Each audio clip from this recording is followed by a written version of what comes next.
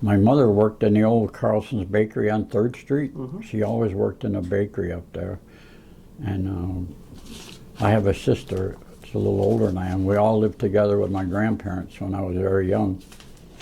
We lived right down on Forest Park, above the public market. That last dead-end street, when you come up Forest Avenue, we lived right up there. So I spent a lot of time at the public market. So that's how you kind of got your interest in bakery stuff. Oh yeah. I used to have coffee and rolls with my grandmother almost every day. That was my treat. I had I always was raised on baked goods. She worked there a lot of years. Oh, that was a great place. Walked through the market down there, the meat shops, the bakery, and the flour shops. It was busy. And we used to spend a lot of time at Gravy's, the coffee shop there, and behind there, remember, there was a coffee shop, and us guys always went there for coffee, or when we come and go to the movie, we stopped for a burger, and you had a greasy grill there. They never cleaned it, I don't think. And then in the back room, there was a curtain, and we weren't allowed to go in the back room, and the guys were playing cards back there, and I'm sure they were gambling for money. But once in a while, we'd peek through the curtains, and they'd tell us, no, don't go out there. You're not allowed out there. But we'd stop there, coming and going maybe from the movies, and get a burger. And we always used to go to Gunnell and Carlson's. That was a place to stop. And when they still had a gas flame burner to light your cigar with, they were right out of the counter. Really? They had a pipe coming right up, and you could light your cigar right there, and burned all day long. I spent a lot of time in Brooklyn Square, a couple of meat markets down there, and dance halls. You know, there was a dance hall down there, and a lot of my relatives used to go there for dancing, and they had music, and I was too young because they wouldn't let me stay in there. But Brooklyn Square was a great place in those days. You could get anything you wanted mostly down there. I don't know, I always was interested in the meat business, it seems like. You know, I started working in the market when I was 16 years old. And so I started pretty young and been learning the meat business. Where did you work? What was your first employment? Well, my first employment was, real employment was, you know, I always lived near the corner of Forest and Newland, a couple of houses up there. And at that time, there was a market on the corner and a bakery, a grocery store in the middle, and then Hedberg's Bakery. And I worked in all of them. I used to work in the grocery store, stocking shelves and bagging potatoes and onions. You know, we used to bag up stuff in those days. It didn't come all packaged. And then sometimes I'd work in Hedberg's Bakery at the soda fountain. They had a soda fountain in there in those days, and I'd work at the soda fountain sometimes and wait on customers. So that's where I learned to deal with people. I like dealing with the public. I always have. And then during the World War II started, of course, the two brothers owned the market, the Ericksons, and they were drafted into the Army, so the market was closed. But Ed Pearson was up across from the gas station, you know, in that little, where the beauty shop is there. And he had a fire, of course, and destroyed the building. So he went down there and asked the mother if he could use the corner market to put some meat and stuff. The coolers were still working. So she said, sure. And then finally she says, why don't you open up the corner there and use the market? So he did that. And one of the brothers was killed during the war, I think. So and then he eventually bought the business, and that's where he started. And then he and I became very good friends, and he was very good to me. He said, Norm, when you're 16, I want you to come to work for me in the meat market. I'm going to teach you the meat business. And I did that. And that's where I learned to make Korv and ham loaf and wait on the customers. And but he was like, Ed was like a father to me. He took me in, and it was really great. That was a great corner. Yeah. And I stayed there until 1951. I enlisted. The Korean War was on, and I enlisted in February of '51. I got out in '54, and I took about a month off. I wasn't ready to go to work because it was a hard change. Ed Pearson always says, Norm, your job's waiting whenever you want to come back to work. Right?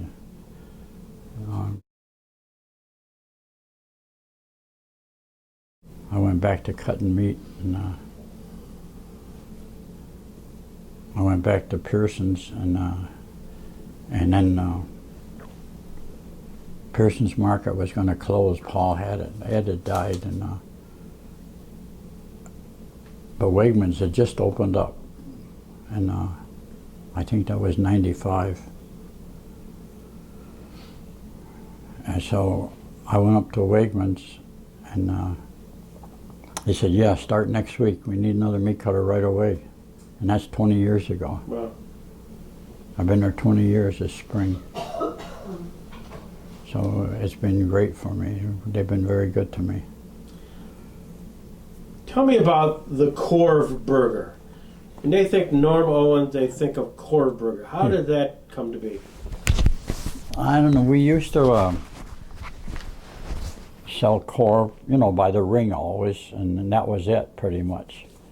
And then I got the idea of making them like a hamburger, and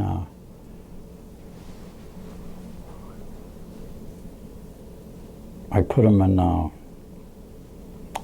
Reagan has been very good to me. You know, they let me experiment, and we put it in an 8-pound pan, baked it in the oven, and then I cut it into square patties. And we started selling a few of them, and then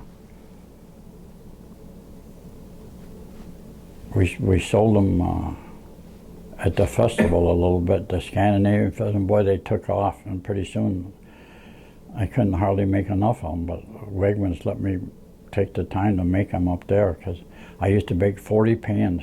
Wow. Of 8-pound pans. I'd bake them one day, then the next day I'd slice them and then freeze them. And so that's really taken off for the festival. It's amazing how many we sell. We sell 1,000 Korv Burgers patties.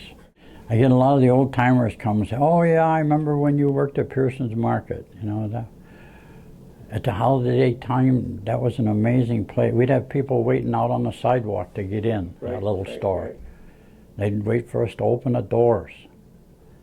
And I'd work like 70, 75 hours a week in December there. Amazing place. And like I said, Ed Pearson was like a father to me. Right. And, he did a lot for me. In those days, there was a lot of independent markets around. And we all got along, you know. Nate Dreyer, remember, was on the north side. He handled prime beef. Red Anderson handled prime beef. And, you know, if you needed something, they'd call each other. Hey, I need some pork loins. If you got to, we're out. And say, sure. And we trade product, you know. I mean, we were competing, but we were friendly competitors. Some photos from the old Pearson's Market. You'd be amazed to look at them at the amount of help we had there. And all at once. And got so well known, and Ed Pearson was a real gentleman. He would never open on Sundays. He said, I'll never open on a Sunday, and he never did. And so, yeah. Tell me, do you like or eat lutefisk? It's not my favorite. I eat it, but no. We used to always have it around New Year's, so we'd have one lutefisk dinner once a year. That was enough.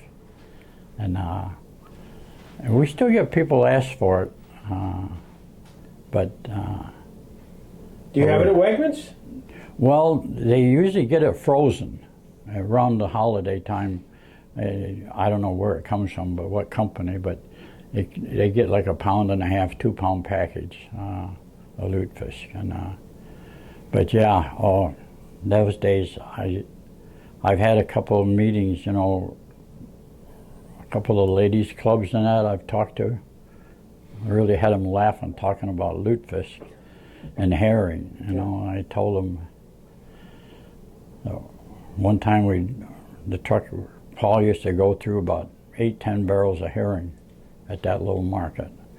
And one time one dropped in the road and the herring went out in the street. And we were all out in the street trying to pick up the herring before it went down the sewer. And we'd have herring stored all over the place. And we used to have the lutefisk, you know, in the boards when I come. And we'd have a barrel of it out front, and we used to say the dogs would come and pee on it. That's what made it so good. We'd have a bucket of it out front, and it was stiff then, you know. It's really just dried codfish, you know. I mean, but it's all clean, and you've seen pictures in Sweden and Norway hanging by the tails, racks of thousands of them. And, but it's amazing how much we'd go through up there at Pearson's.